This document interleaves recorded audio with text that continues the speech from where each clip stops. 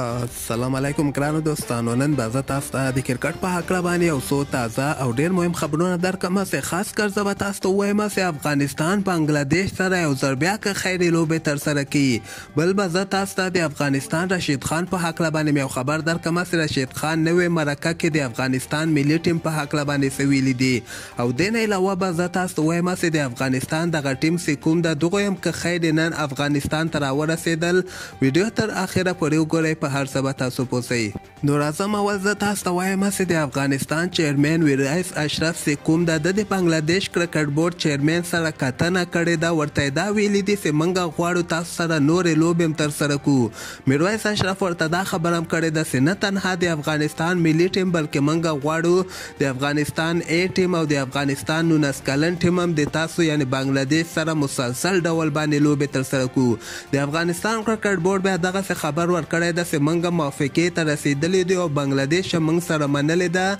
چې دغه یو وارته نه بلکې هر کال به موږ تاسو سره سیریزونه به هم ترسره کوو، شروړیزې لوبې به هم ترسره کوو او همدغسې موږ وایي د تاسو په خدمت کې یو. بنګلادیش کرکټ بورډ وایي موږ سره منلې ده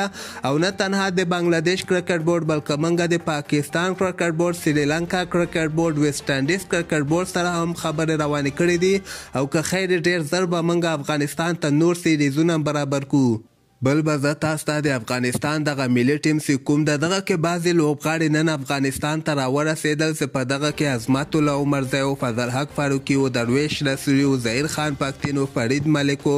او افسر زازی و. دغه لوبغاړي نن افغانستان کابل ته راورسېدل او بل طرف ته د افغانستان وایس چیرمن نصیب خان بیا دغسې خبره کړې ده چې موږ آیندې ته فکر کوو ځکه موږ په ملي ټیم کې دومره ځوانان راوستلي دي. موږ غواړو چې کال 2023 او کال 2024 کې یو مضبوطه لوبډله د افغانستان ته جوړه کړو او کېدای شي موږ راتلونکي یعنې بعضې لوبې هم بایلو، خو موږ ته پکار ده چې په دغه ځوانانو باندې اعتبار وکړو او همدغه ځوانان دي که خیر افغانستان ته به دوی یعنې راتلونکي کې ډېر ښه ټیمونه نه لوبې هم ګټي. همدغسې فضل حق فاروقي بیا د افغانستان ټیم په هکله باندې داسې وویلې چې موږ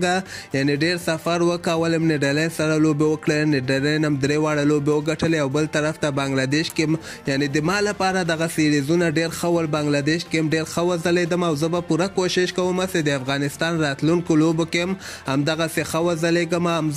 عظمت الله عمرزي بیا د دغه لوبو په هکله باندې داسې وویلې چې زه ډېر زیات خوشحاله یم چې د افغانستان ملي ټیم کې مې لوبه ترسره کړله او د موږ لپاره دغه سفر ډېر ښه و او که خیر راتلونکي کې به موږ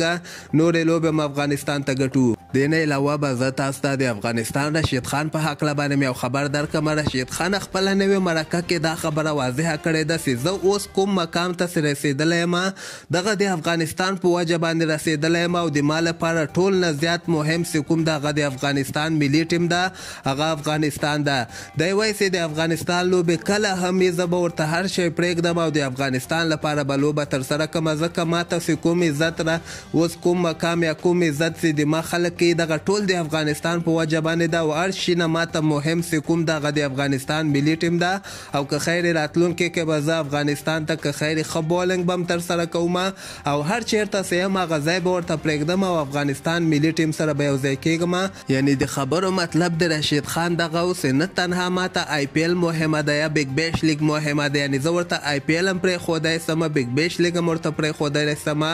هر یو لیګ د افغانستان لپاره زه پرېښودلی سمه. او دغه نه علاوه به زه تاسو ته ووایم چې د پاکستان او د استرالیا دغه ټیسټ لوبه چې کومه یوه ده نن یې 4مه ورځ ترسره شوله چې په دغه کې د استرالیا ټیم هم بیا 449 رنزه په اول اننګ کې کړي دي. پاکستان خپل اول اننګ کې 406 رنزه وکړل، استرالیا بیا 449 رنزه کړي دي. نو سبا اخرنۍ ورځ ده نو دا خو خبره واضحه شوله چې دغه ټیسټ به برابر سي او بل هغه د سریلانکا او د هندوستان چې کومه اولنۍ ټیسټ لوبه ترسره شوله هغه بیا هندوستان ونه په یو اننګ باندې ګټلې ده. یعنی اول اننګ کې هندوستان 504 رنزه کړي ول، د سریلانکا اول اننګ کې 104 کې آوټ کړل، په دویم اننګ کې په 128 کې آوټ کړل، یعنی 222 رنزو باندې هندوستان سریلانکا نه دغه اولنۍ ټیسټ لوبه ګټلې ده. نو همدغسې تازه خبرو لپاره تاسو دغه چینل هم در سره سبسکرایب کولی شئ.